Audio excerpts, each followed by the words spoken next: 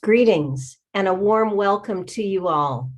My name is Professor Ann Karagosian, and it is my pleasure and privilege as the director of the Promise Armenian Institute at UCLA to welcome you to the first lecture of the 2021-22 academic year, to be delivered today by Dr. Rashorodon Sengul of UCLA's Promise Institute for Human Rights and the Center for Near Eastern Studies, on the subject of uncommon genealogies, violence, belonging, and memory in the Eastern frontier. This fascinating subject will cover periods of intercommunal cohabitation, state centralization, the Armenian genocide, and the Kurdish conflict. We are grateful to Dr. Sengul for agreeing to deliver this scholarly lecture to us today. For today's lecture, I am grateful to note the co-sponsorship of the Promise Institute for Human Rights at UCLA Law, the UCLA Center for Near Eastern Studies, the UCLA Richard Hovhannissian Endowed Chair in Modern Armenian History, the 1939 Chair in Holocaust Studies at UCLA, the UCLA Working Group in Memory Studies, and the National Association for Armenian Studies and Research. My UCLA colleague, Professor Sebu Aslanyan, will provide a formal introduction for our speaker in a moment. But let me note that for those of you watching live via the Zoom webinar platform, you have an opportunity to send questions to us by clicking on the Q&A button at the bottom of your screen and typing in the question. Please be sure to be as specific and succinct as possible in your question, and we will direct as many of the questions as are practical to our lecturer when she is finished speaking. We anticipate that the lecture will take around 45 to 50 minutes, after which we will begin the Q&A session. And please note that this lecture is being recorded for future viewing at our Promise Armenian Institute website and YouTube channel. And in the event that this Zoom webinar drops for any reason, please do connect right back to the same link, as it will put you back into our Zoom session. And now it gives me great pleasure to turn the webinar over to Professor Sebu Aslanyan of UCLA's Department of History. Professor Aslanyan is the inaugural director of the Armenian Studies Center within the UCLA Promise Armenian Institute, and has been the holder of the Richard Hovhannissian Endowed Chair in Modern Armenian History since 2012. Professor Aslanyan has recently completed his second book manuscript, Early Modernity and Mobility, Port Cities and Printers Across the Armenian Diaspora, 1512 to 1800, which is expected to appear soon through the Yale University Press. So Sebu, I'll now turn the webinar over to you. Well, thank you very much, Anne, for that wonderful introduction and for all that you do for the center. So hello, everyone. I join my esteemed colleague, Dr. Ann Karagosian, in welcoming you to this important event hosted by our institute. I will provide first brief introductions for our lecturer, Dr. Serap Rashorodon Sengul. We are truly honored and thankful to have Dr. Sengul join us in making this event possible. After my introduction, Dr. Sengul will deliver her talk for roughly 45 to 50 minutes, followed by a question and answer period. I ask you, the audience members, to write down your questions as succinctly as possible and to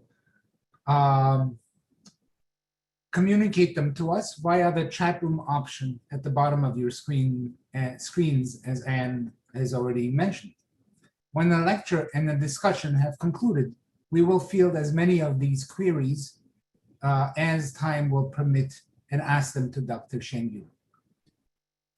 So Dr. Serap Rashorodon Sengul is a sociocultural anthropologist and a cherished personal friend.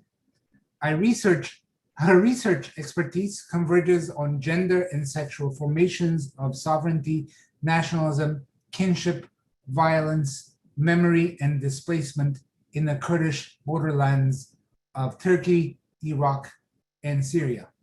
Dr. Sengul earned her doctorate in anthropology from the University of Texas at Austin and completed her postdoctoral studies at the University of Michigan at Ann Arbor. Her 2014 dissertation is titled, quote, Broken Histories Inside Restored Walls, Kurds, Armenians, and the Cultural Politics of Reconstruction in Urban Diyarbakir, Turkey.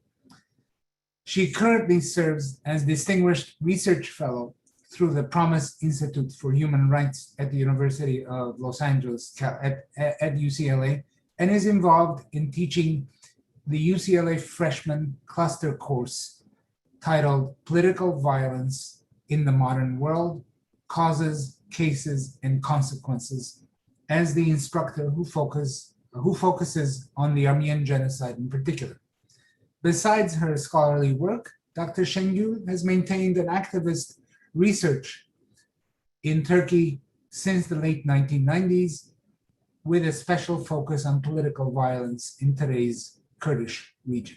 So without further ado, please join us in welcoming Dr. Sengul to our platform. Riken, the floor is yours now.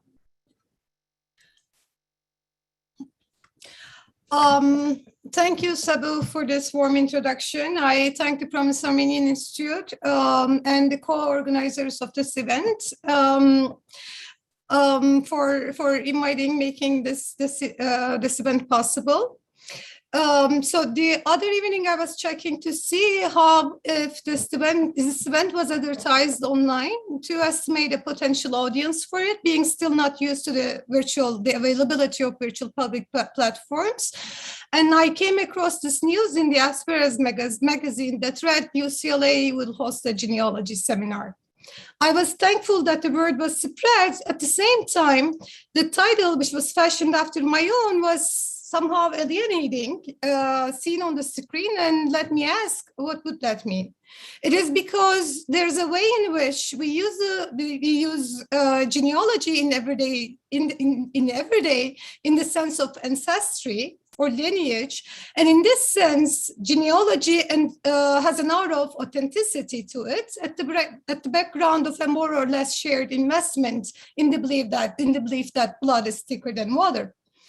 Let me state outright that I shall depend here on a more specific notion of genealogy, which carries actually to its quite opposite tinge. I use the concept through Michel Foucault, who offers it for a mode of historical inquiry that seeks to disturb the claim to foundations by revealing the discontinuity of the present and its artifacts as the effects of substitutions, displacements, disguised conquests, and systematic reversals, as Foucault pursues such a mode of analysis in his history of sexuality or history of madness.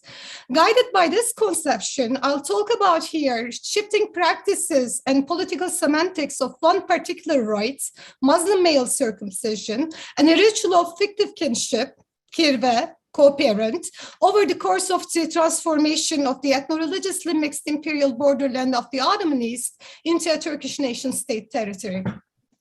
Hoping that this would offer some new insights into the gendered histories and experiences of organized anti-Armenian and anti-Kurdish violence that have inscribed this process across the recent past and the immediate present.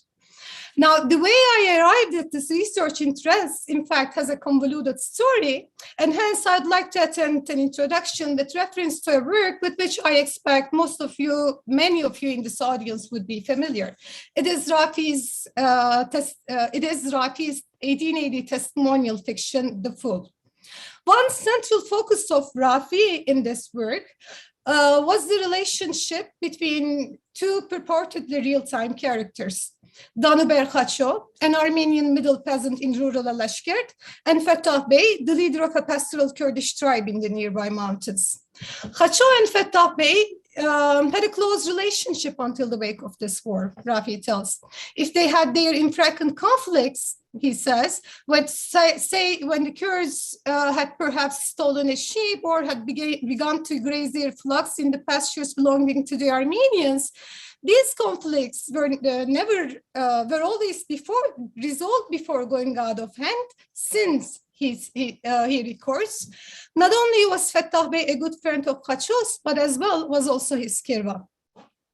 He had stood as kirva to some of the old man's grandchildren at their christening.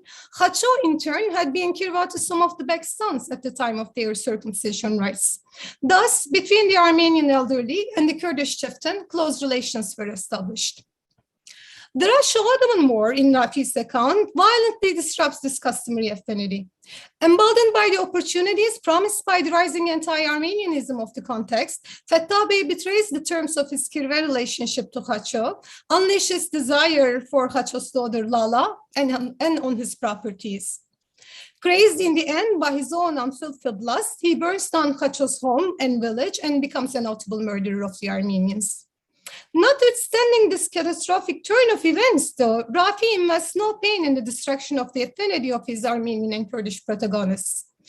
A late 19th century Armenian revolutionary modernist with a brooding faith in progress and social engineering, he regards this relationship, sealed by the Kirve contract, as one feudal backward arrangement that sustained the established order of things in Ottoman Armenia, that sustained more precisely the Armenian people's submission to oppression and exploitation by the Ottomans, the Kurds, and the Armenian comprador classes. Hence, in the fool's concluding utopia of free Armenia of a century and a half later, there exists no place for the Turk, the Kurd, the Amiras, the clergy, or for Kirva.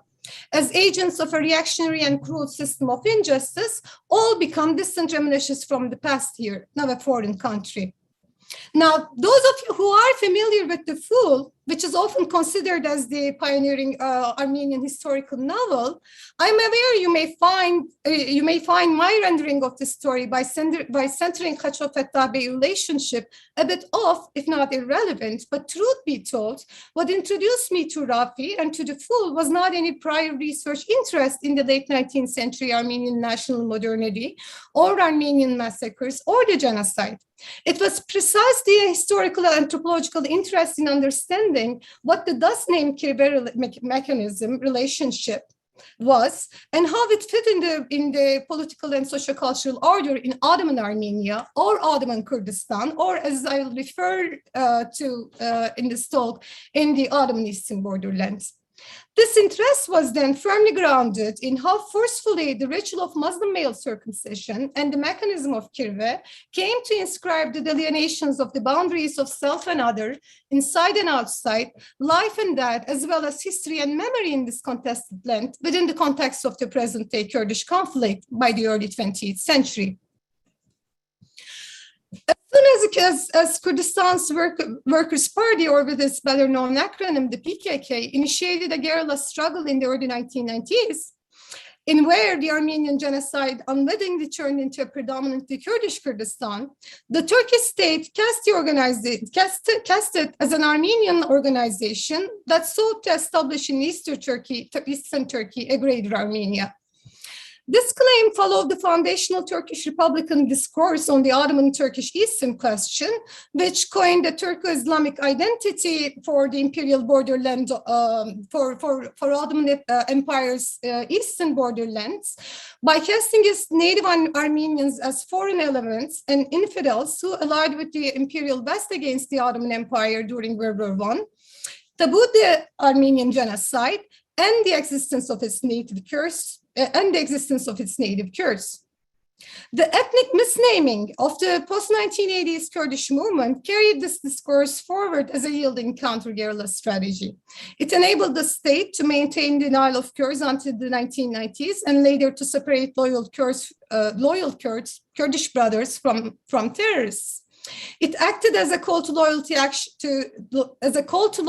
action to the Kurdish masses by invoking Muslim brotherhood against Armenians come infidels. It also sustained the support of Turkish citizenry for the prolonged conflict by registering the temporality of the present-day Eastern question as a continuum of the Turkish War of Independence. From the very beginning, the paradigmatic forensic evidence that the state offered to support this genealogical claim was the alleged uncircumcision of militants murdered here and there.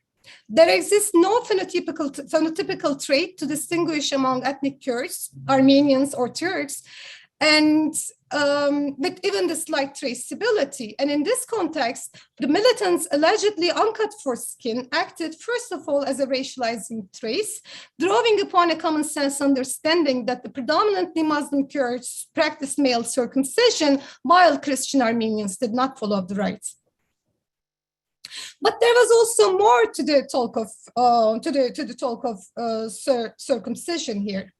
Muslim male circumcision is an overlapping religious recommendation and the rite of passage into boyhood across Muslim contexts, Turkish and Kurdish contexts included.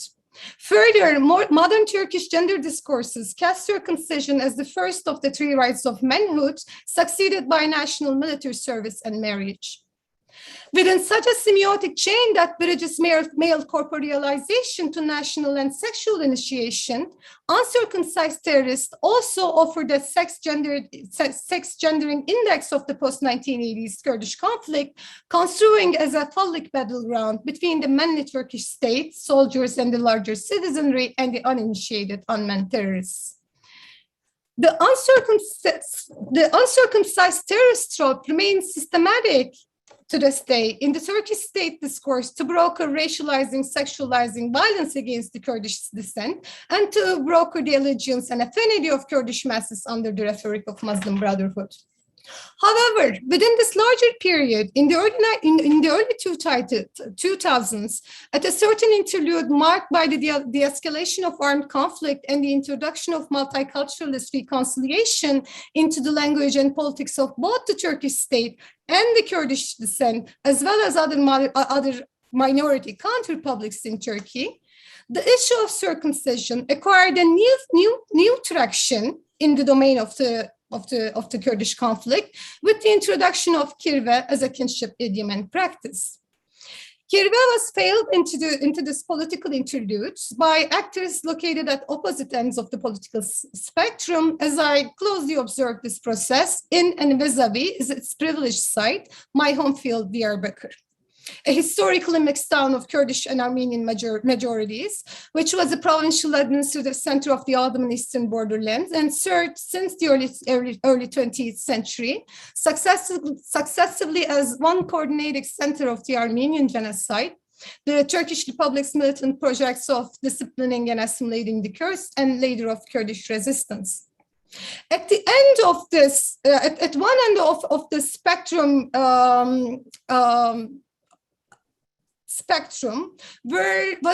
who introduced kirve into this conflict was the Turkish state. I'll now share screen, and I think it will remain with us for some time. Okay. Was the Turkish state, which, relying on a definition of kirve as a Muslim tradition of circumcision co-parenthood, organized numerous circumcision ceremonies in Diyarbakir and its hinterlands to establish kirve affinity with Kurdish masses that it had deeply alienated during the counter-guerrilla warfare of the previous 2 decades. Then there was a heterogeneous group of mostly Kurdish native male literati and their rarer Armenian counterparts. In a new genre of urban writing on multicultural pasts of Diyarbakir, they conjured numerous mnemonic Armenian kirve figures in variously nostalgic, melancholic, even messianic narratives on the times past as an idiom of bearing witness to a form of community and a mode of relationality that was lost or dismembered. So with totally different effects than with which Rafi actually had narrated had narrated the relationship in the late 19th century. I went to Diyarbakir in late 2000s, initially with the purpose of researching the class and gendered overdeterminations of this multiculturalist de-escalation reconciliation interlude of Kurdish conflict. And my original research agenda substantially changed in the field for different reasons. But an effective one of these reasons was the degree of masculine domination of public speech and space across these culture wars, including those that involved uncircumcised terrorists, mass kirve circumcision ceremonies, or mnemonic Armenian kirve narratives. In fact, I was as intrigued as uneasy by this whole kirve publics to the point that I was compelled to excavate it even deeper as a central research concern. My uneasiness rested on different reasons across the state and multiculturalist reclamations of the Armenian kirve. Insofar as the state was concerned, I was disturbed by its continued manipulation of religion and tradition for managing the Kurdish political body and dissent. And now, concerning the Armenian narratives, I was, in fact, very attentive to their potential to transmit connective archives of identity, history, and community in Diyarbakir. This was how various Muslim kirve kinsmen appeared in the short stories of Mgirdic Margasyan, a contemporary Armenian writer and journalist from Diyarbakir, as a plea for Turkish and Kurdish audience to bear witness to the henceforth silently lived Armenian lives in post-genocide Diyarbakir. To the lives of circumcised Armenian fathers, Armenian mothers who spoke Kurdish better, elderly Armenian men who made it a habit of counting our number at every community gathering only to find it diminishing. To their lives, to their constant efforts of survival amidst poverty, bigotry, loneliness, and occasional empathy and laughter. Margasyan was not alone in his attempt at forging connective archives in this narrative field of kirve. Can you hear me? Is all well, Asmi? Yes. Yes. There were others who shared his plea. For instance, the Kurdish author of an autobiographical short story, In Memoriam of an Armenian Boy, Kirve Miro, posited kirve as an idiom to recognize the Kurds' complicity in the Armenian genocide of their fellow Armenians, as well as a screen to reveal the history as a time irreducibly of guilt, solidarity, and grief, and the present as a time for accountability and justice. Still, despite my interest in it, I was discomforted with this narrative field too, and for several reasons. First of all, in spite of the apparent irony that for quite some time then, the Turkish state was fighting and killing the rebel Kurds as uncircumcised terrorists, as uncircumcised Armenians, whom the Kurds were now claiming as their circumcision sponsors, as their kirve. Despite this, the living presence of the uncircumcised terrorists never figured in this mnemonic Armenian kirve narratives. Secondly, as already implied, here too, as in the state discourse, kirve mechanism was rendered as a tradition of Muslim circumcision sponsorship. Even Mgirdic Margasyan suggested to me when I asked him what he meant by kirve. He said, in fact, we Armenians do not have kirve as we do not practice circumcision, but we have a custom similar to kirve. I guess this tradition of calling one another kirve drew upon an analogy inferred between the two customs. Not that I knew any better by then. I had yet no knowledge of Rafi or the pool or any historical kirve practices for that matter.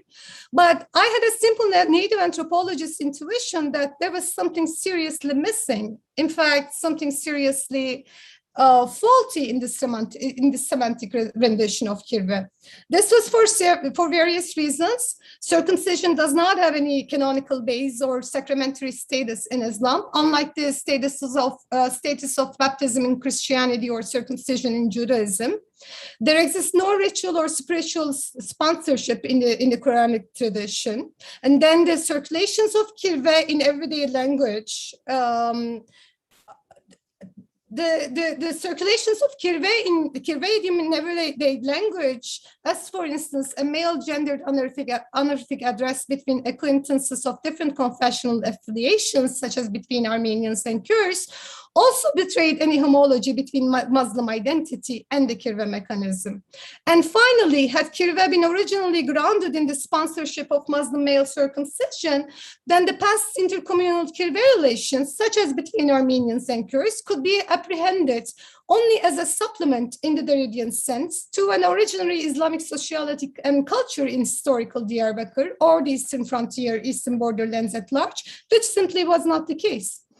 This entire research on Kirve and circumcision and uncircumcision evolved out of the discomfort, questions, and curiosities that this field encounter stirred for me in the late 2000s in Diyarbakir. In the rest of my time, I shall offer a synopsis of this research by tracing a different genealogy for Kirve.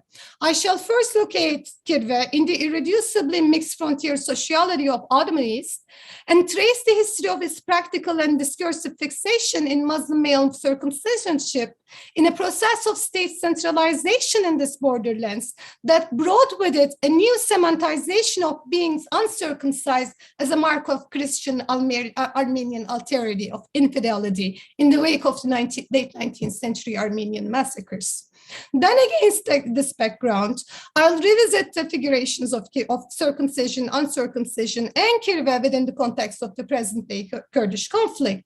I suggest, I hope, that this reading would yield an uncommon understanding of the sex-gendered construction of Turkish national sovereignty and identity in the borderlands of the Ottoman and Turkish states, and that it would offer some new insights into the gendered histories and experiences of organized anti-Armenian and anti-Kurdish violence that have inscribed this process. Let me return to my slide again now. Okay. The understanding of Kirve as Muslim circumcision sponsorship, which marked my field encounters in Diyarbakir, was not exceptional. It fully confirmed to popular discourses as well as existing scholarship on Kirve in contemporary Turkey. But once one leaves the boundaries of official Turkey, of Turkish language or folklore or scholarly canon, one encounters a thoroughly differently constituted historical and sociocultural geography of the Kirve. The blue shaded area in this map that is on the screen shows the dissemination of Kirve as revealed by my research. It comprises the contiguous borderlands of the formerly Ottoman East and Russian Caucasus. Kirve's recorded historical practices, its dissemination in regional languages and folklore, as well as its systems of status and sanctions, strongly reveal a formative base in the sociocultural osmosis and exchange among Christian, Muslim, and heterodox peoples of this inter-imperial borderland. More precisely, Kirve appears here as an intercommunal ritual kinship mechanism established mostly through reciprocal ritual sponsorship of baptism and circumcision, and with status and obligations analogous to regional baptismal co-parenthood mechanisms, such as the primacy of co-parent relationship over the co-parent co-child diet, patrilineal succession to Kirve status, to co-parent status, regularized gift-giving practices, and the establishment of incest taboo between contracting patrilineages, families traced through the father's line. It is difficult to ascertain when Kirve emerged as this hybrid or Creole mechanism, because written references that we have do not date back earlier than the late 19th century Russian or Armenian national revivalist accounts produced amidst rising inter-imperial conflict and anti-Armenian violence. However, this limited data also strongly points toward the structural cultural parameters of Kurd-Armenian mixed habitation in the Ottoman East to have been formative in Kirve's regional consolidation. The Ottoman East was incorporated in the 16th century with an autonomy contract made with local Sunni Kurdish dynastics or dynastic or tribal units amidst the Ottoman-Safavid imperial rivalry. Over a century, the region significantly transformed demographically and culturally as populous Kurdish pastoralists and landless peasantry were relocated from the Kurdish majority southern provinces of the border of this new borderland to the Armenian highlands in the north, instigating myriad subsistence-based tensions as well as interdependencies and extensive cultural, including religious and linguistic hybridization among all ranks of the populace. Kirve, which is recorded way into this period, likely flourished here as it enabled an interdependent and relatively stable convention of borderland cohabitation, mixed cohabitation in the frontier between potentially adversarial neighbors or population groups. We may recall from the Khaço-Fetah Bey relationship rendered in full how the law of the offense that Kirve sustained secured a secular modus vivendi between them that appeased conflict and promoted cooperation, while at the same time protecting the confessional patriarchal family boundaries by tabooing sexuality and marriage. By the late 19th century, Kirve was widely practiced between all ethno-confessional groups of this inter-imperial borderland, Armenians, Kurds, Azeris, Turkomans, Georgians, Assyrians, and more, while, according to the records we have, it had its most conclusive moral and material bearings in the regulation of Kurd-Armenian relations in the Ottoman East. But we know from the story of Khaço and Fetah Bey that these relationships were not going to be feasible forever. And I shall return to this context of destruction of Kirve relations in historical time. But before, let me briefly pause here and ask of what analytical use is this excursus into the non-originary origins of Kirve would be. There is nothing eccentric or exceptional about Kirve as a syncretic Creole mechanism that manipulated classificatory rituals of identity and belonging for increasing possibilities of coexistence in a mixed homeland. Anthropological scholarship is ripe with analogous fictive kinship mechanisms, such as the baptismal co-parental traditions like Kompadrazga or Kumsfo, or Islamic milk kinship Islamic milk kinship rituals practiced from Hindi Kush to Maghreb, or infant fosterage mechanisms recorded all over Europe and Eurasia until recently. Significant in this genealogical inquiry for me here is the customary borderland sociality that ritual exchange of baptism and circumcision in intercommunal Kirve contract implies. I suggest 2 points. First, this exchange attests to operative notions of self and other that were mediated but not fixed in religious belonging. Second, I want to bring forward to the interconfessionally binding patriarchal system of social citizenship that Kirve relations brought to bear in this borderland, as distinct from how baptism or circumcision inscribed patriarchal membership within bounded Christian, Muslim, or heterodox communities. And we may well recall here that baptism is the initiatory rite of patriarchal Christianity. The creative edge of this gender citizenship practice might become clearer in comparison to rituals mediated by circumcision and circumcision sponsorship in the Ottoman Imperial Center.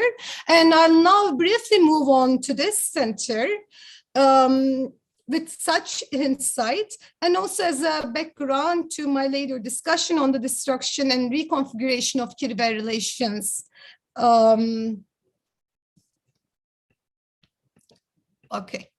Of Kirve relations in the Eastern borderland as of the late 19th century. Circumcision was indeed an abundant signifier of the Ottoman state. It was the subject of various public rituals, the most spectacular of which was Suri Khitan, organized for the circumcision of courtly princes. Attended by all subjects of the empire, irrespective of confessional belonging, these were distinguished public stages for the enactment of imperial sovereignty in ritual process as at once an Islamic, virile, and fecund ontology. The sovereign ontology was vividly illustrated as these festival grounds via their key ritual objects, which you would see on the screen. They were called nahid, 9 to 15 meters long pyramidal poles adorned with fruits, desserts, and jewels, and opening up to the celestial sphere under the crescent of Islam. Another pertinent circumcision ritual that is pertinent here is the obligatory circumcision of male converts from Christianity. Now, given the absence of any such obligation in Islam, as I have mentioned, how are we to interpret the logic of the sovereign exception that the Christian converts must be circumcised? The Ottoman historian Mark Baer, who is yet the only scholar to pose this question, references to the 17th century Ottoman Puritanism as the basis of a sultanic legislation that codified circumcision into conversion. However, this does not address why circumcision was not obligated for, say, the Muslim subjects of the empire, or why was the timing and the pomp of conversion circumcisions right there and then and at the feet of the Sultan, as Baer has powerfully addressed. I suggest a better explanation might yield if conversion circumcisions is brought as less a religious practice than a right of state sovereignty. Put differently, I suggest that the circumcision of Christian converts in the Ottoman Porte constituted a covenant rite akin to Jewish circumcision. It was performative of converts' infantile and feminine receptivity and submission towards the sovereign sultan in exchange for being blessed as his fully men Muslim subjects. Then they were also the side state that reinscribed the phallic leg of the Christian subjects of the empire. Seen through the center of the empire, then, circumcision in the ritual ground of intercommunal kirve relations should appear as further worthy of notice in how it presumed and enacted a discontinuity between being Muslim, having a circumcised penis, and assuming phallic patriarchal masculine agency. It was, after all, Christian patriarchs to lead Muslim co-children to manhood while transmitting a non-confessionally marked law of the father in the borderland, as long as, of course, these relationships were feasible. Now I move to the historical context wherein these relationships became growingly infeasible. The story of the destruction of Hacho and Fatah Bey relationship in Rafi's Full was not only not the work of Rafi's novelistic imagination alone, but it was also not incidental. By this time, structural bases of intercommunal kirve relations were drastically transforming as state centralization efforts targeted Kurdish autonomies, legislated an Ottoman system of non-sectarian citizenship, enforced sedentarization and privatization of land tenure, all of these severed the customary grids of intercommunal social reproduction in the borderland, while generating opportunities for new alliances with other actors, starting with the Ottoman states, and this was true for both Kurds and the Armenians. Accompanying this process was also the promotion of religious Puritanization here of both Islam and Christianity, and the rise of nationalist thought, which further undermined the moral and material basis of syncretic forms of being and living, such as represented in Kirve. Kirve, for one, was widely criticized in this period by the Armenian Patriarchate for its unchristian qualities, and in Armenian revolutionary modernist magazines of the times for its feudal and uncivilized qualities that reflected Kurdish ways. In this process, the variously prompted Kurd-Armenian adversities took an outright violent dimension too, when Sultan Abdulhamid II established an army of Sunni Muslim Kurdish tribal irregulars, the Hamidiya Light Cavalries, as a proxy force to fight Armenian revolutionaries, as well as to incorporate unruly Kurds. What I want to emphasize here is that in this very process, which rendered customary Kurd-Armenian relationships unviable, The gendered system of mixed social citizenship in the borderlands, sustained by customary mechanisms such as kirve, were also violently undermined or dramatically undermined. Indeed, lying at the heart of the patriarchal kirve contract was the tabooing of sexuality and marriage across ethnic and confessional boundaries, or the tabooing of trafficking women, to quote an anthropological idiom. And we may recall once again here how the fool signifies Fettah Bey's original betrayers to Hacho's home, whose bread and salt he shared, in reference to the sexual erotic desire that the former developed for Lala, the daughter. We know both through archives and a growing literature on gender and sexual violence that targeted Armenian women as of the late 19th century, by Kurdish and larger Muslim actors, usually backed or supported by the state. And I shall unfortunately not expand upon this here, except acknowledging a further research need to probe into how this violence against Armenian women also proliferated hand in hand with the destruction of established gender order of the borderlands. And on the same line, I want to develop on in more detail here the effects of the destruction of this gender order on the bodies of Armenian men, on the other males' bodies of the time.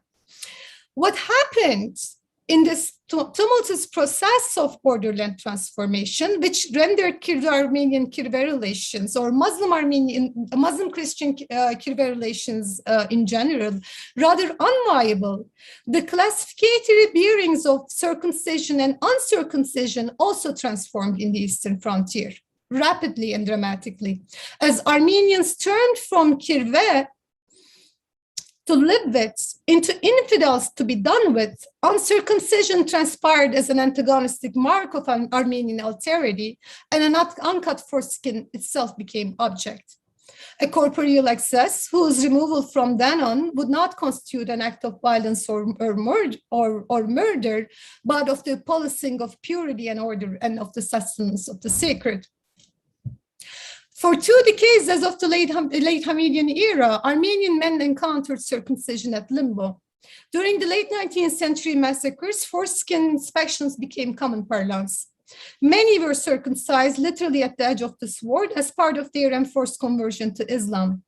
A greater many Armenian men all over the eastern borderland took it as their task to self-arrange their circumcisions as ineffaceable proof of the purported voluntariness and finality of their conversion. Obviously, circumcision had bare relations to what it purported to perform across these sites, religious conversion. Rather, it targeted phallic interdiction, be it imposed by others as a surrogate murder of the man in the Armenian body, or even self-imposed as a fleshly gesture of submission to Muslim sovereignty. No matter the intensity of the sacrifice, though, the gift of circumcision enabled large number of Armenian men and their families to survive the Hamidian massacres. The rise to power of the modern secular nationalist comedy of union and progress deprived Armenians even from this possibility during the 1915 genocide. The Unionists, being the modern secular nationalists they were not going to be bound with a religious covenant as in their will to decimate Armenian presence in the East as easily. Thus, in the middle of deportations, they issued a decree for the invalidation of conversions so that the Armenians could not escape that caravans. Strikingly, however, while prohibiting conversion for life, the Unionists also adopted a systematic circumcision agenda with a novel positing of the right of circumcision as a nationalizing inscription en route their making of a Turkish East.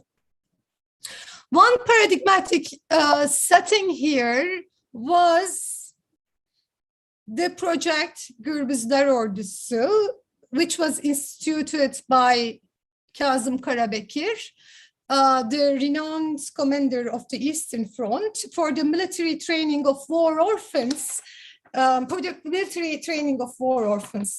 I think I just don't have the image that I used for the flyer, but I'll tell about it.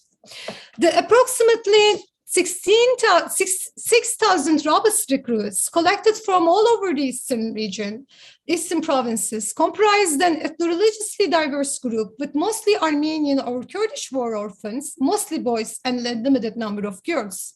Together with this certain ethno-religious and sexual diversity, grandiose circumcision feast, to quote Karabekir, marked the inauguration of virtually all robust institutions. If the Ottoman Porte had utilized circumcision for proliferating sultanic sovereignty on the space and bodies, Karabekir here utilized circumcision quite enthusiastically and unapologetically for the ritual production of Turkish paternity, as when he noted once, and I quote, "I organized a grandiose circumcision feast in the historic building of the Congress of Erzurum." Just a bracket, that building was itself an Armenian property. It formerly housed the Armenian Sanitarian College. The cheerful voices of children rising from the Congress building. "Long live Pasha, father." After everything was over, I went to their best to greet them personally. All these fatherless kids clung to my hands and hugged me as if they had found their real father, unquote. The army of the Rabbas was singular in its military utility, but so far from being exceptional in the unionist instrumentalization of circumcision as a ritual of initiation into the new order of the Turkish father. But just when Karabekir was invested in cutting Turkish sons out of Armenian and Kurdish orphans, some other unionists started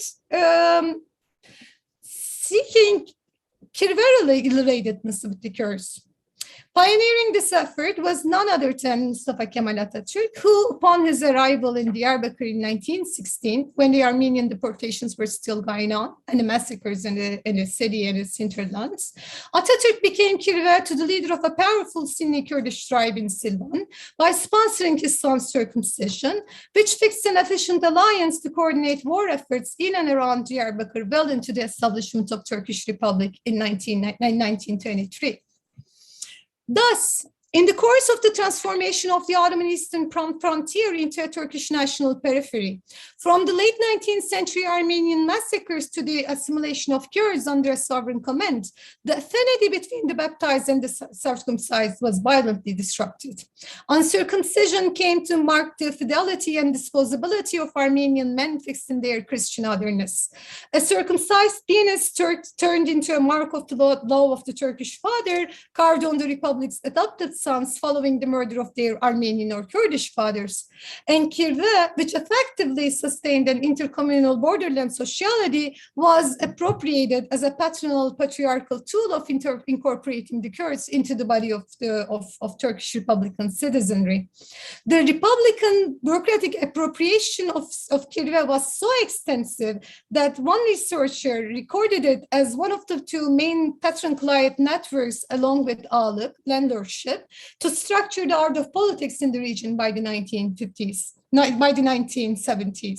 Meanwhile, kirve was thoroughly Turco-Islamized in the Republican canon as a tradition of as a Turco-Muslim tradition of circumcision co-parenthood, with contributions by eminent ideologues of Turkismo, including Ziya Gökalp.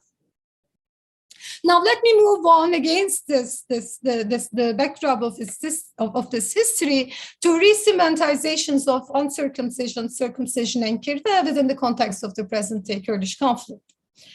Writing in the 1970s on land disputes in rural Diyarbakir, anthropologist Nuri Arman made favorable note of kirve against a certain trend of modernization that he had observed in the New East. Defining kirve as the special custom of circumcision kinship, He suggested, and I quote, "This cultural bond, established over centuries and firmly reinforced by religious convictions, Islam, is undoubtedly the best insurance against the subtle tendencies of Kurdish redentism, which appear to be confined to some Western-educated Kurdish intellectuals in Diyarbakir," unquote. Well, Yalman was mistaken, not only in his conception of Kirve, but also in his predictions mediated by the institution of Kirve. In the 1970s, Kurdish mobilization acquired a powerful traction in Diyarbakir and its hinterlands, especially among the dispossessed rural and urban poor. Then, where the paternal bond of Kirve failed the state, uncircumcision came to the scope of a novel sovereign substitution. It started in the Diyarbakir prison, where, there's my, okay. I am just hoping that I can, okay. It started in the post-1980 military coup Diyarbakir prison, where revolutionary leftist prisoners were hailed as Armenian and forcibly circumcised. Some of these prisoners were indeed Armenian by ancestry, like Garabet Demircioğlu, whose circumcision was announced as double conversion. After being circumcised in ritual attires worn by small boys, he was heard shouting on loudspeakers until prostrating to the point of death. "My name is Ahmet. I have become a Muslim. I am a Turk. I am rightful. I am hardworking." However, most targeted prisoners were simply of Muslim Kurdish backgrounds. The young Selim, for instance, his parents had neglected his circumcision in the hassle of nomadic life. Nevertheless, one prison testimony recorded, he too was tortured and circumcised as Armenian. Lest it be suspected, the junta was not mistaken in genealogies of blood here. It was simply articulating a new relationship between being a political descender and being Armenian, between non-fidelity to the Turkish father's love, so to say, and religious infidelity. This re-semantization soon extended in operational scope with the designation of PKK as a group of Armenian terrorists, as I mentioned before. Akin to the effects by which uncut foreskin came to mark the infidelity of Armenian men during the massacres of a century earlier, the discourse on the terrorist foreskin lined some of the most arbitrary forms of violence against the Kurds over 1980s and 1990s. I quote from a counter-guerrilla testimony. "No one survived our interrogations. Whomever we shot, we killed. Whoever we killed, we incinerated to destroy in a trace. Why did we do all this? The prime minister and our commander set the fire. Come on, cut up and terminate. These are infidels. These are Armenians. They are uncircumcised. And we did everything." As I said, the uncircumcised terrorist trope remained systematic. Until this very day to broker relations, to broker violence and relations of affinity. In one recent context, for instance, in September 2015. In September 2015, early on in a year-long heightened episode of state violence, senior advisor to Turkish President Erdogan proposed, "The slain terrorists must be examined. It will be seen that many of them are circumcised. Wake up, my Kurdish brother, please. Wake up already." His statement was multiply mediatized over the months that followed, as a dozen Kurdish towns were razed to rubble amid particularly aggressive deployments of Turkish paramilitary masculinities, which designated their adversaries in terms such as Armenian bastards, faggots, or sissies. It wasn't expectedly only the Kurds that the uncircumcised terrorist discourse targeted with violence, though, but also Turkey's Armenian community. According to late Hrant Dink, the ascribed Armenians of the Kurdish descent, the casting of Kurdish fighters as uncircumcised terrorists, had made the decade of 1990s the most torturous in terms of Armenian identity. Constant slender and the slender and scapegoating of Armenians in this process was constant, and numerous Armenian institutions, cemeteries, and businesses were attacked by Turkish nationalist mobs.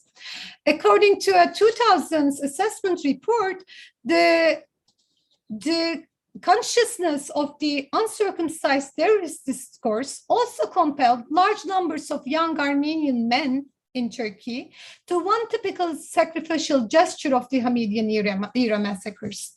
They were voluntarily circumcised, the report noted, because they were voluntarily circumcised before ordering their compulsory service in the Turkish army, the report noted, because they could not withstand the mental and physical terror that they faced from their fellow soldiers and superiors.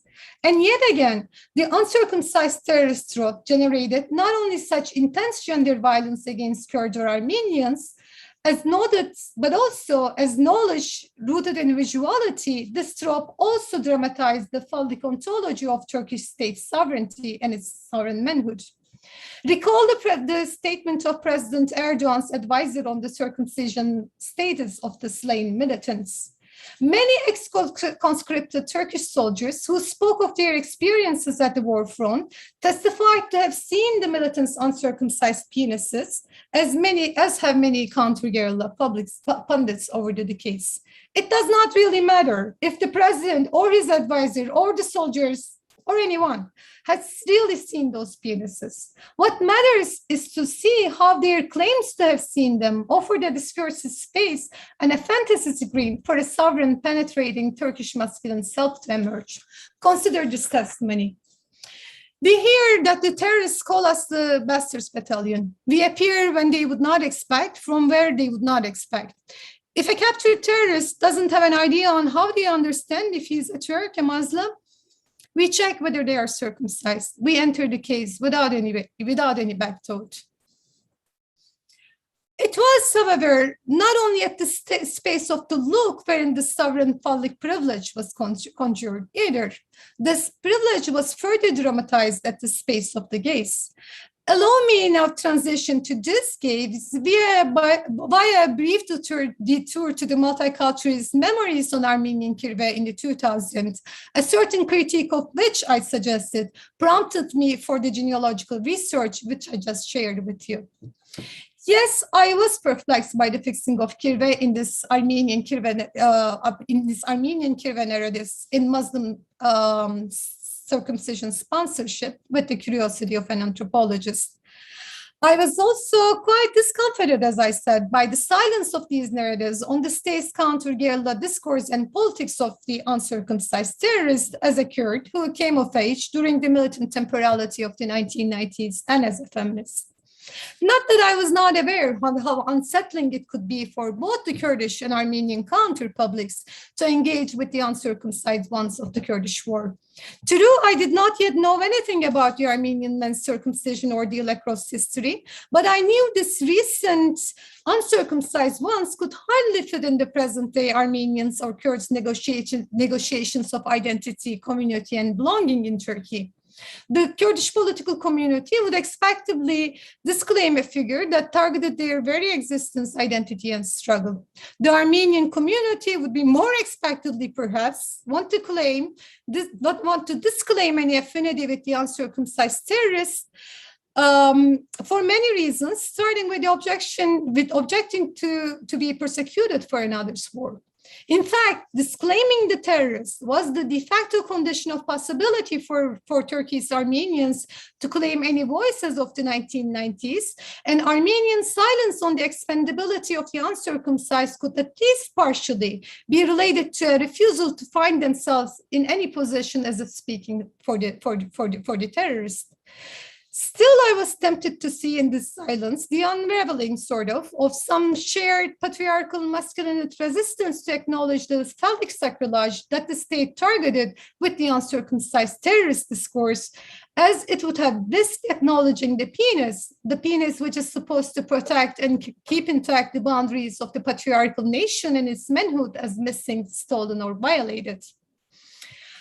I had to reckon soon that my conclusion was much reductionist, a bit presumptuous, and quite unaware of how forcefully the issue of uncircumcision had circumscribed Armenian and Kurdish experiences and speech across recent history and present, when several encounters during my fieldwork in Diyarbakir pressed me to engage with it in consideration of the catching violence of the sovereign I that targeted either or both communities. I'll share two of these encounters. My first encounter with Armenian or Kurdish encounters with uncircumcision was, in fact, happened during an archival research. I was scanning past issues of the August newspaper for memories of violence or relatedness, especially regarding the Kurds. It was December 2006. I came across an article by Hrant Dink, written in 2004, who was then the target of an unrelenting racist campaign prompted by a lawsuit that charged him of insulting Turkishness. This article was responding to yet another racist commentary published with the headline, "Look at the Armenian." Interpreting this injunction as the revulsion to an Armenian speaking his existence, expressing his existence and speaking his mind with the dignity of his Armenian identity, and making clear that he was not going to be the silent Armenian that they were used to, Dink recounted a lived story of a genocide survival that he had sadly reminisced. During the genocide, Lizard Abdullah, as Dink calls him, had found refuge at a nearby Kurdish village on the Supan Mountains. He lived there in some safety, if in silence, until when one day he was seen by a kid peeing outside the corral that was his shelter. Dink wrote, "Memo, the kid, bounced and ran at once, shouting, 'Run, lads, come and look at Abdullah. I swear I have seen. By Allah, his penis is uncut.' They say Abdullah leaped from beneath the wall into the corral with a lizard's leap. Shortly, stones started raining.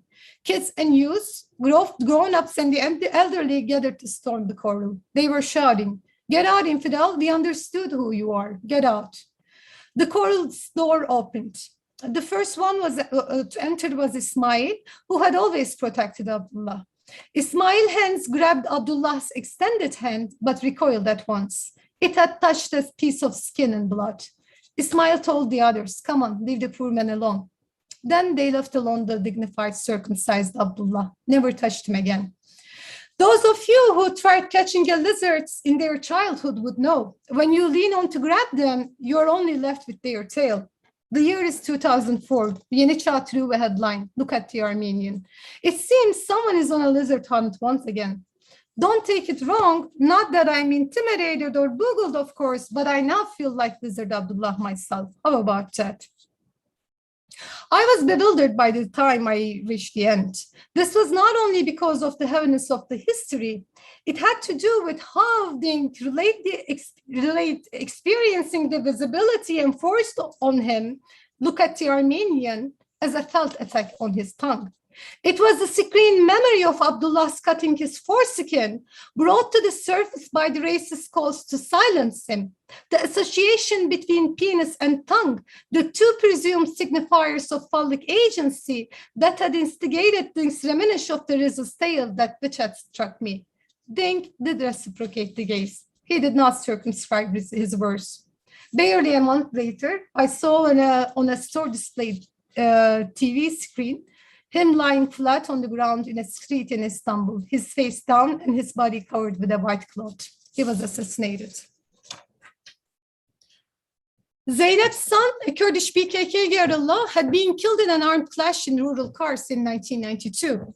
She had not been able to claim her son's body from the state when I met her 15 years later in Diyarbakir. She had indeed tried as soon as she had heard about her son's death.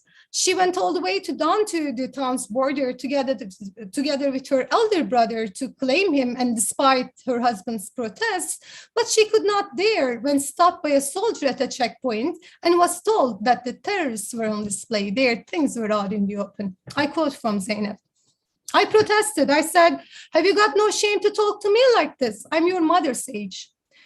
To the one that looked like their commander, I said, what religion would forgive this cruelty? Even that animal had dignity. He shouted back, what religion, woman? These are all Armenian bastards. There we left it be. My son had not been circumcised. We had not been able to put things together when he was a kid. Then one day he was already grown up. Had we insisted, they would have labeled us Armenian and dishonored, physically exposed my elder brother too. You see, they drowned us in our shame. I did not ask Zeynep what that drowning shame was the shame of. After all these years, I'm not sure why I didn't ask. Was it because it felt evident to me, or because I did not want to impose upon her the violence of talking her shame? Though her expression stayed with me. Was it the shame of her son being not quite man or Muslim, and in whose eyes?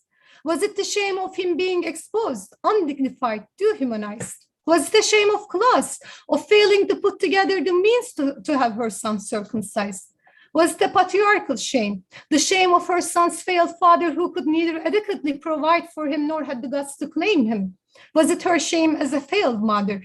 Was it the shame of her elder brother's feared physical exposure? Or was it the shame of being seen as Armenian? What specifically about being seen as Armenian might have been shameful to Zeynep? Being seen as an infidel? Being not seen as Muslim? Being seen as killable, disposable, absent? Being not seen there as a Kurd? Being not quite innocent as a Kurd? Being culpable? It was a shame, perhaps a few and perhaps all of those for Zeynep. Whatever it was, being the scene of the uncircumcised terrorist discourse had to have mobilized some strong associations with identity, dignity, history, subjection, objectification, deprivation, and absence as to prevent her from claiming her son, as to undo her Antigone's claim. There we left it be, she had said. We both stopped speaking. In a stimulating expose on violence and vision in Northern Ireland, anthropologist Ellen Feldman describes a certain doubling of embodiment in zones of violence. The rumor and risk perception felt on the body when exposed to the sovereign look intermingles, he suggests, the expected victimizer and potential victim in the same form, while rendering the body transitive and historicized by the conjuncture of chance and finality. These field encounters with uncircumcision, as I came to understand them, spoke to such a doubling in embodiments of Armenianness and Kurdishness in Turkey, as Armenians and Kurds continue to confront, if with irreducible sets of experiences, the eye of the law of the Turkish father. As the latter has clung to the cut of circumcision as a fleshly reminder to all his adopted children, Armenian or Kurdish, that castration and death would be the outcome of any future attempt at rebellion. These embodiments of the uncircumcised implicate speech and silence as intermingled in the thick of symbolic domains, replayed with gendered narratives and images that have been saturated by violence and shame, their anticipation and defeat. Now, I should move on to a quick conclusion. Okay, I have shared with you here connective histories of the circumcised, uncircumcised, and the at once ethnic, sexual, and religiously implicating renderings of state sovereignty and gender and sexual violence at the eastern borderlands of late Ottoman and Turkish Republican states. What had prompted me to return to history following my field encounters with the uncircumcised and Kirve in 2000's Diyarbakir was not simply a deconstructivist urge to get at an unshakable truth narrative for the circumcision rite or for Kirve. Rather, I was motivated for this return with the promise of genealogy to open up new possibilities for imagining and rendering the past from beyond the foreclosures of the present. Foreclosures which had multiplied in my research context at the intersection of a century-long state violence and silencing, a sheer inability to imagine past modes of intercommunal relatedness beyond the present understandings of self and other as bounded identities, and yes, shared patriarchal taboos on Kurdish taboos of both Kurds and Armenians, which made confronting with violence against male bodies rather difficult. And not only the epistemological, but also class and gender determinations of the multiculturalist memory politics of Armenian Kirve in 2000s Diyarbakir, and I can expand upon these points if need be in the Q&A. And I'd like to end just abruptly a bit by offering this reading as an invitation to further engage with the sexualizing and racializing contours of identity, violence, and sovereignty that have inscribed organized anti-Armenian and anti-Kurdish violence in the eastern borderlands of Ottoman and Turkish Republican states, with historical and ethnographic attunement to gender and genealogy. I thank you very much for your patience.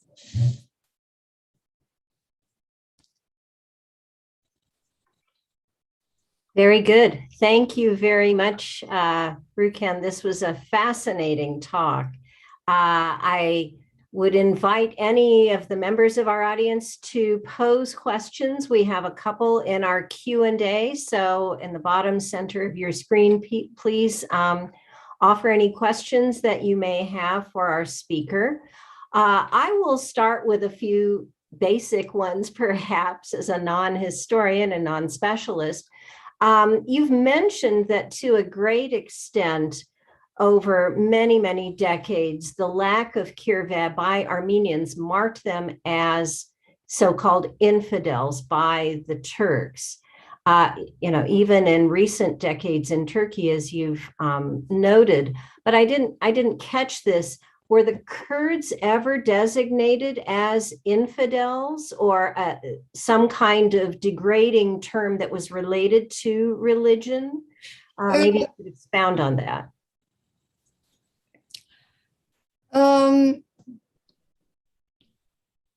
Let me just start from the last part of the question. For the past, since the early 1990s, the Turkish state has done its utmost to present the civil war in what is now the Kurdish region as a religious war fought against the infidels through this, figure of the uncircumcised Armenian terrorists. So religion is pertinent in states anti-Kurdish policy of today, but it was also very much pertinent in the Ottoman Empire's Kurdish policy in the late 19th century. And in the mobilization of venues of alliance with the Kurds against the Armenians and against non-cooperative Kurds. What I meant to trace actually, when saying when the Armenians turned in the eyes of their neighbors from kirve to live with into infidels to be done with, I was talking about this period of border state centralization in the borderland that was prompted by various processes of administrative centralization and mobilization. And yes, this change of the perception of Armenian as an infidel also was also shared by an increasing majority of their Kurdish neighbors as quite like other Muslim neighbors. In fact, in Hagop Shapazyan, in his 1911 work on Kurdish and Armenian relationship, Kurdish and Armenian relationships, he was noting something like this. He said, the Kurds used to call us Armen, which is an Assyrian word that means simply people of the upper country. Then they started to call us Fula, which is derived from Arabic peasant, and which just reflects the the structural division of labor between the majority of Kurds and majority of Armenians as pastoralists versus peasants. And Shapazyan said, it's no good omen that the Kurds, have recently started calling us addressing us with the old Turkish word gavur, the infidel. So it was this process of, borderland transformation that consolidated the meaning of or that rearticulated the meaning of religious difference between Muslims and Christians and heterodox peoples as one of alterity, an incommensurable distance that had to be dealt through violence. Did I miss something? Thank you. That's very, very helpful. Just one very quick follow-up question on this. Were other minorities in the Ottoman Empire, such as Greeks, subject to such designations based on circumcision or that kind of thing that you're aware of? No, the kirve was a regional mechanism that was located in the Russia-Ottoman inter-imperial borderland, along this inter-imperial borderland. It doesn't have anything, it was not known. Actually, until very, very recently, it was virtually not known in the west of the Euphrates River among Sunni Turks either. But the designation of infidel was also pertinent, was also the case for the, in the dehumanization, otherization, and destruction of Greek and other Assyrian and Syrian other Christian communities. Thank you. Okay, Sebu, would you like to pose? Yes, actually, I have a quick question of my own, and then I will go to a question that one of the audience members has posed. So my question comes to you as a historian, of course, and someone who's interested in specifically in the etymology of words and their genealogy. So you talked about genealogical history, alluding to Foucault and Nietzsche. So my question is, has to do with the etymology or the genealogical etymology of the term kirve itself as a rite of passage, as a rite of manner, and belonging to a kind of fictive kinship community, etc. It is undecided. My question is, your focus was on the late 19th century in the borderland, trans-imperial borderlands of the East. So is there any evidence in the earlier period of kirve as an institution being practiced? And also before that, actually, if you could tell us something about the word kirve itself as and its etymology, and whether it connects, whether it has a connected history with other communities as well. There are actually, I did multilingual genealogical research on the etymology of kirve and its its variants in different languages and dialects used in the region. I think it is undecided, but there are two suggestions that I traced basically through the work of early 20th century Armenian linguists, I would say, but any name escapes me. One suggestion is that kirve comes from the Greek root kairo, which means sponsor, and which also forms the etymological origin of the word kum, a comparable fictive kinship tradition that has been practiced among the Orthodox communities in Greece and the Balkans. And the second suggestion, which is related to this, that no, actually it is kirve comes from the Armenian kavor, which is a loan word from that original Greek root. There is also actually another suggestion offered by a linguist of the Kurmanji Kurdish language, Michael Shayet, who postulates that kirve may be coming from the Neo-Aramaic word qariba, which means relative. So all these options, I'm not a linguist myself, but I think all these suggestions strongly point out to that, to that linguistic, religious, and demographic osmosis and exchange between, different ethno-confessional communities that inhabited this borderland.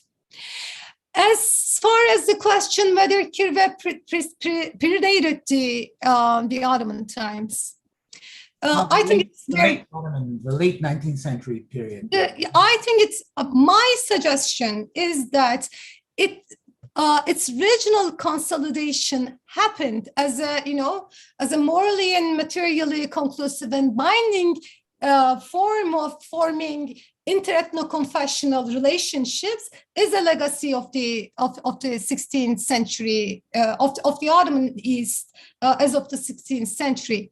But I think it is, I cannot trace this through archival resources because I haven't been able to reach any, but I think it's highly possible that a mechanism like Kirve, perhaps the mechanism that was called Kirve, preceded the Ottoman times, even perhaps it preceded the rise of Christianity in the region. Because what is significant in ritual exchange, in ritual kinship mechanisms such as Kirve, and we know this through other anthropological works, on other sponsorship mechanisms, such as the Catholic tradition of Compadrazgo or the Orthodox tradition of Kumsvo. What matters more is the mechanism of sponsorship itself rather than the right that is being sponsored. Okay. So it is highly possible that, and we know the structural, the structures of socioeconomic organization in this borderland region with, large sedentary Armenian peasant population and Kurdish pastoralists predated by centuries also the Ottoman era. I suspect that, it's even possible that we may think that, perhaps Kirve was itself adaptive of the Zoroastrian right of baptismal sponsorship. We know baptism itself was also borrowed into Christianity from Zoroastrianism, right? So that is, as you know, Sabu, that is both the power of genealogy to talk to not through certainties, but open up possibilities, and also the limit of it. Okay, wonderful. And do you want to follow up with the question that was posed, the Q&A, the earliest question? Yes, we have several. So this one comes from Professor Goodcheck. Thank you for another fabulous talk. I want to ask, what are you working on now? She was especially interested in Mustafa Kemal's activities in Diyarbakir in 1916 on the one side, and Karabekir's robust army on the other. Is there any new research on these that you or others are looking into? I am just writing these in details in my manuscript, which hopefully will be finished soon. Okay, very good. Thank you. Sabu, do you want to go next, or would you like me to pick one?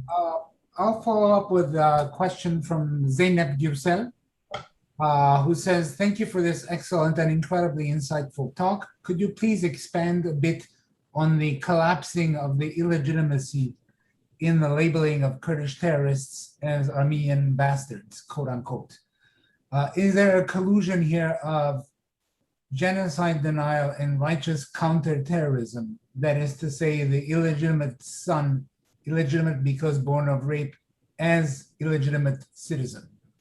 I don't know if you're able to. Can you just read it again, Sabu? It sounds very interesting, but I'm not sure if I.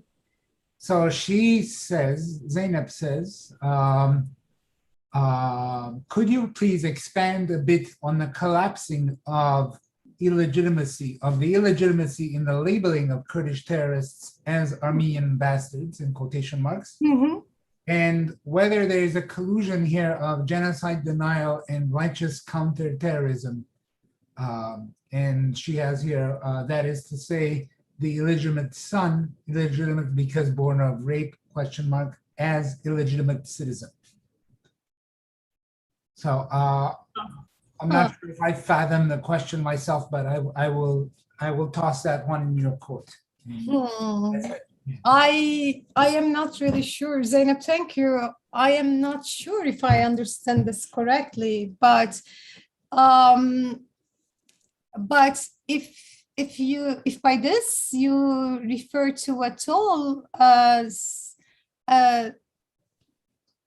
not subconscious, but perhaps suppressed knowledge of the Armenian genocide and the forms of, gender and sexual violence that filled it on behalf of on the part of the state and those who adopted the state discourse, I would be very open to thinking more about it, and also reviewing some of the materials, such as soldiers' testimonies that I have reviewed.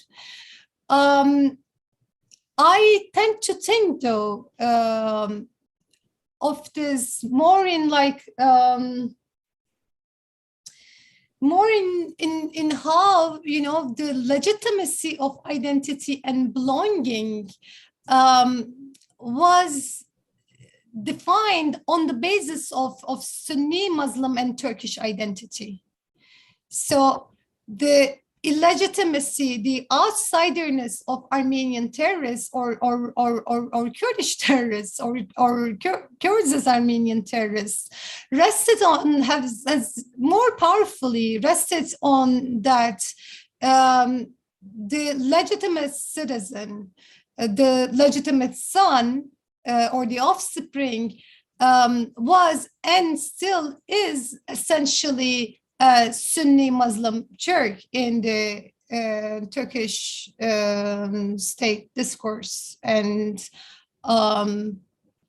mainstream notions of belonging and citizenship. But I should think more about that. Thank you. Okay. That's me. Anne? Sorry. Sure. I actually can pose a question that came from our wonderful Deputy Director, Hazmik Bagdasaryan. So she asks, given that there was a tradition of Armenians acting as kirve for their Kurdish neighbors, was there ever a practice of Kurds acting as the godfather in baptism for their Armenian neighbors? Yes, that is also how Rafi describes just introduces the kirve relationship between Hacho and Fetah Bey. Hacho sponsors Fetah Bey's son's circumcision ceremonies, and in return, Fetah Bey sponsors the baptismal ceremonies of Hacho's grandchildren. We know, there is reference to this reciprocal ritual sponsorship. Both in the late 19th century etymological or writings or Orientalist accounts, but also we have accounts, testimonies, or region, like oral history-based studies on the Armenian genocide, which shows us that despite the fact that the Armenian-Kurdish kirve relations were extensively unfeasible by this time, kirve, it was not impossible either. And in several cases, we come across, the making of a kirve contract between a Kurdish and an Armenian family, which sort of enabled that Armenian family and their, or the Armenians in that locality survived the genocide. And one example of this actually is presented by Hafsa Payreni. He tells how in the late 19th century massacres in Dersim, a certain Diaba, which would become a certain very infamously certain Diapa, just went to an Armenian village for persecuting them, basically. But he was just, he had to stop when the newborn baby Ghazaros Daneyan was thrown onto his lap for baptismal sponsorship. Very good. Thank you. Thank you, Asmek. So I have a question from another UCLA, another member of our institute. Our friend Victor Agajanyan writes, kirve was apparently a common practice in Artsakh, Karabakh, as recently as the late Soviet era. Do you see any parallels with your case? Exactly. To my understanding, kirve had a strong role in the regulation of moral and material relationships between Azeris and Armenians in Southern Caucasus too.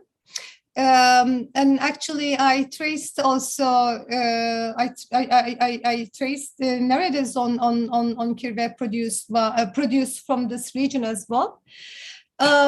I see that. I mean, not only these are not only it is the same. That the Azeri Armenian kirve belongs to the same cultural geography that I have been talking about. Only it wasn't my focus today in this talk. But yes, it's the solution as well. The destruction or the growing feasibility of Armenian and Azeri kirve relationships, as far as I understand, also has much in common with the processes of state and nation making, but this time especially after the fall of the Soviet bloc. I remember this one reading this one Azeri testimony, part of which read regarding the Artsakh, the conflict in Artsakh. It said, I don't know how everything happened. We were close. We were like, what you call it? Kavor, kirve, that is it. We and Armenians were kirve to one another. Not that we exchanged girls. We married their girls or they married ours. But we were friends and we lived very well. Okay, so interesting, somewhat of a parallel there. Anne, do you want to follow up? Sure, I can ask one question that isn't maybe immediately related to male circumcision, but let me ask about female genital mutilation, which has been in the news in terms of its ritual as part of Muslim cultures, but outside of this region. Have you or others done research on female genital mutilation and was there such in the Ottoman period and beyond in Turkey? I do not have any research on female genital circumcision. Actually, I mean, I tell in my writing I do not have any research on female genital circumcision. But briefly, with regards to your question, I wasn't really aware that that female genital circumcision was practiced in this borderland region. and I am still not sure about the dissemination of it historically, but a few recent reports from Iraqi Kurdistan traces localized practices of female genital circumcision. But and allow me kindly to suggest that just as circumcision, even though male circumcision does not have an Islamic base, canonically speaking, that's what I suggested, right? And I suggested the same thing also for kirve relationship. Circumcision is an ancient practice that have been practiced by countless cultures and producing totally opposite meanings, which always converge around delineating gender, sexual boundaries, etc. And Jews and the Jewish and Muslim practitioners of Abrahamic religions, the Abrahamic tradition, also adopted male circumcision from the pre-Islamic Arab culture, which had nothing to do with that. And I want to suggest here, even though we will not be able to dwell on this, female genital circumcision. It is not quite right to index female genital circumcision in reference to Islam or in reference to any racialized or regional culture of Black Africa, whatever, because that is also the part of the discourse on female genital circumcision, right? But I mean, to cut it here, no, I do not have any research on female genital circumcision. I am interested in it as a feminist anthropologist, but no research of my own. Okay, thank you very much. Let me see if I can pose one additional question that we have received. So based on the story that you told, Ruken, about the woman who could not reclaim the body of her son and was ashamed of his lack of circumcision status, and said they couldn't arrange to circumcise him, is there a class aspect to this in addition to the religious aspect? For example, was it that people who were poor, underprivileged, Kurds more likely to be uncircumcised? Was there that kind of aspect, or really was the expense and poverty not related to this? It is related. Class is definitely related, and that's one of the questions that I was posing in my own attempt at understanding Zeynep, the Kurdish woman. It is related, of course, but it would be a reification to reduce circumcision or uncircumcision to a class privilege or disprivilege. I think what is significant here is to note this. Because circumcision does not have any any sacramentary status in Islam, it does not turn one into a Muslim. This is very unlike how circumcision works in Judaism, right? Circumcision in Judaism and baptism in Christianity are essential for the profession of faith in both cases. That's not the case for circumcision in Islam. You can be Muslim, but you may as well be not circumcised. Okay, there is no such sacramentary status. And this makes it both potentially and actually possible that, people may be Muslim, but they may not be circumcised, because circumcision itself is also, as I mentioned, I think in passing, is also a public ritual that communicates the family's social status, standing, etc., and class becomes relevant in according to that at this point. But I wouldn't, and just in brackets, there is a growing tendency among the educated middle classes in Turkey to refuse having their sons circumcised, drawing upon other discourses such as bodily integrity, human rights, etc. That's all I can say, actually. Thank you. We're getting a couple more questions. This from Professor Bilmaz. Thank you for this wonderful talk. My question would be, can you please elaborate on kirve among the Alevis and whether it has also a religious dimension in this context? And he notes it's also interesting that one of the Turkish leftist groups popular among the Alevis used the term kirve for comrade in the 1970s. Yeah. Actually, there are suggestions that the basis of kirve lies in the Alevi culture and tradition, especially in and around Dersim. And this suggestion is offered by prominent, Kurdologists or Armenologists, such as Garnigat Satriyan as well. My understanding is that this is not quite true.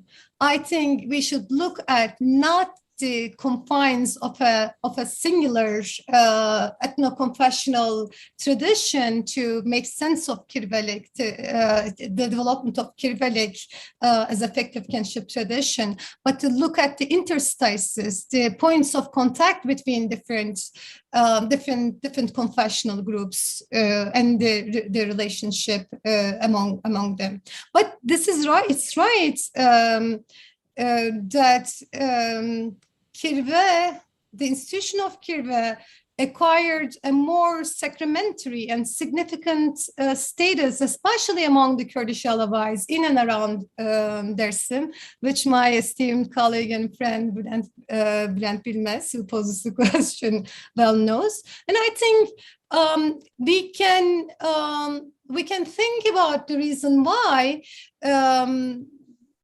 In relation to the histories of minoritization, persecution of Alevis and their attempts at survival. Thank you. By the way, yes, kirve was kirve.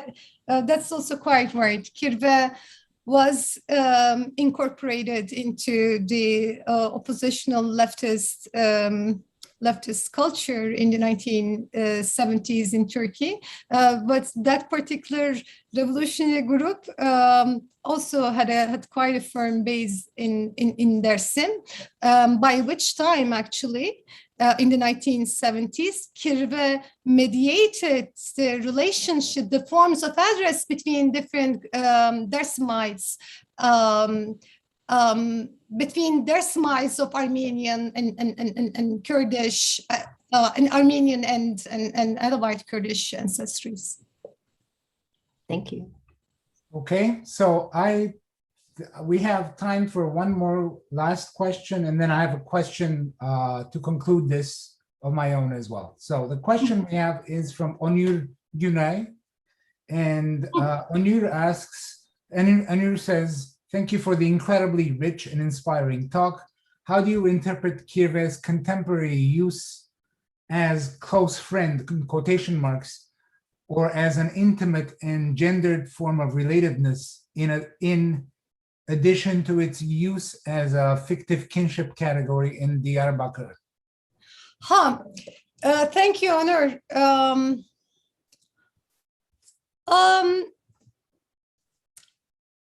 There are histories, there are different histories or genealogies involved in the dissemination of kirve, the use of kirve as a mode of address between, friends or different acquaintances. Beyond the immediate context of ritual sponsorship or of baptism or circumcision whatsoever, I think this tendency of calling one another kirve, between, not tendency actually, it is tradition, as Margosian was telling me, referring to one another with the honorific kin idiom kirve had its base in the intercommunal kirve, moral and material boundaries of intercommunal modes of connecting, and that I had just that I tried to summarize. But there is a certain, of course, degree of disembedding involved in the recuperation of kirve, I think, in the present in present popular culture, public culture, as we see in also like Turkish television series or movies or textual narratives about that concern this borderland region. And Onur, I was pretty critical actually on how the talk of the Armenian kirve mediated or surfaced in the multiculturalist hype in Diyarbakir in early 2000s, because of basically I thought it was both disembedding the historical both the historical weight of this relationship. It did not really carry the meaning and the weight and the responsibility that came with it forward. And I was really surprised by how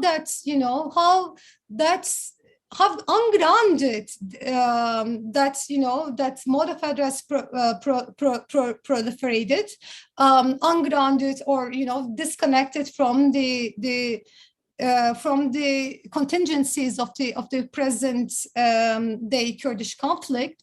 And I think what happened since 2015 to all these efforts at multiculturalist reconstruction in Diyarbakir also tells us really something about the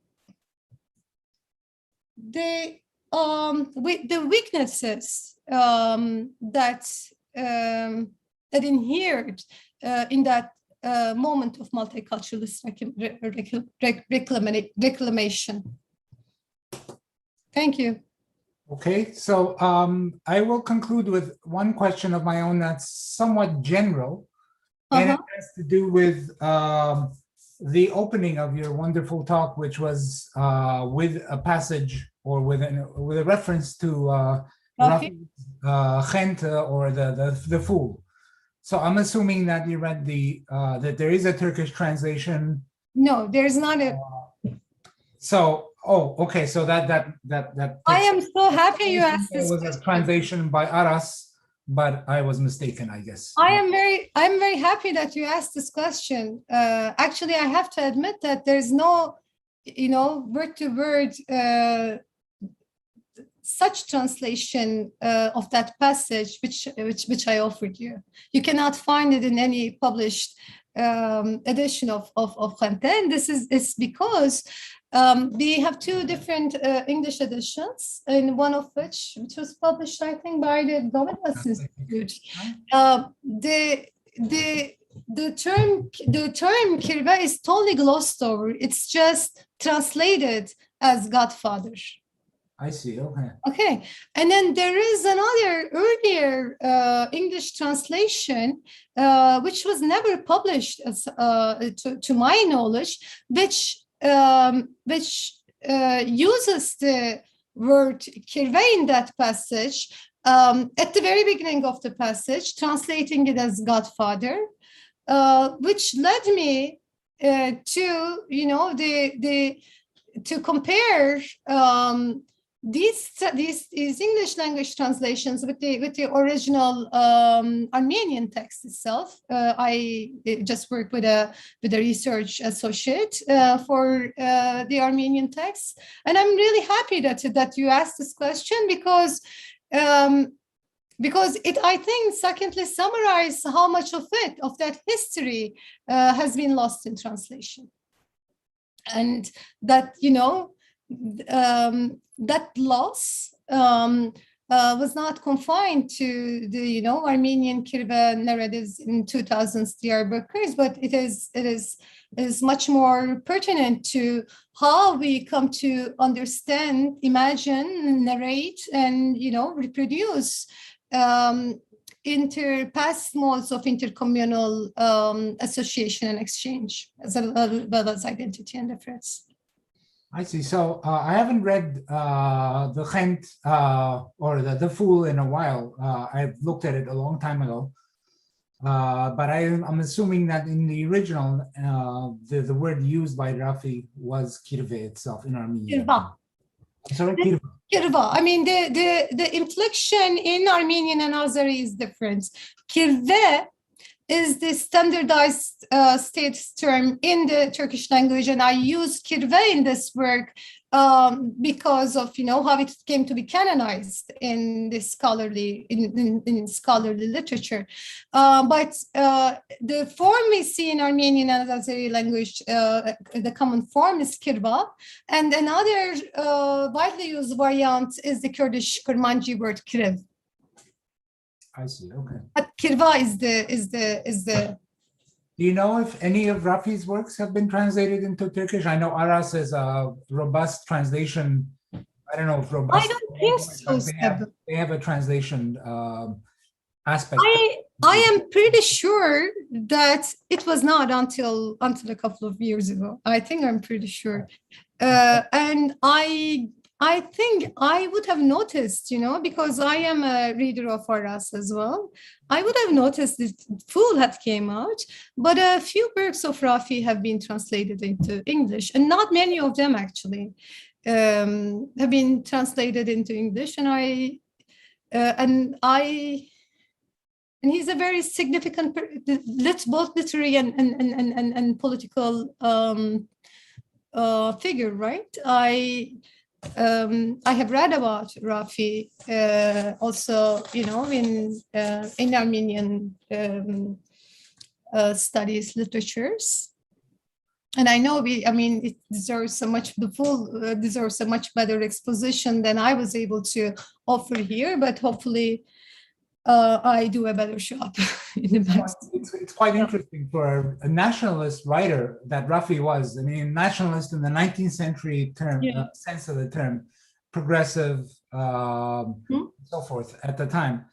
As nationalist as he was, his literary output, in my humble opinion, has left quite a bit of evidence about shared aspects of shared customs and practices between Armenians, Azeris, Kurds, and others that have kind of been sidelined ever since. So that's why I was asking I was going to ask if the translation of Rafi's works into Turkish has led to any kind of flourishing of a new kind of thinking on the part of Turkish and Kurdish intellectuals. No, actually, how I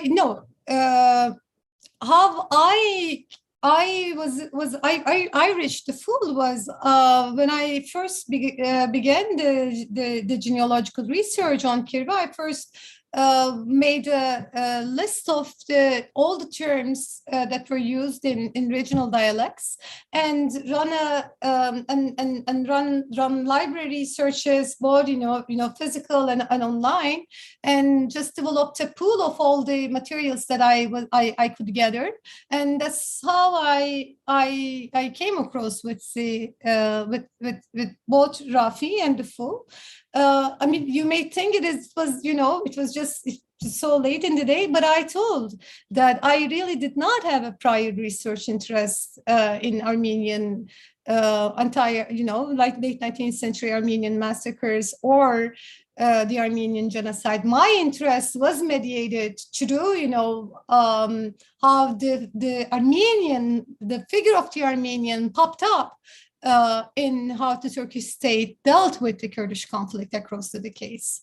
And I'm definitely, obviously, not the person to pass any comment on what you just said, but about, the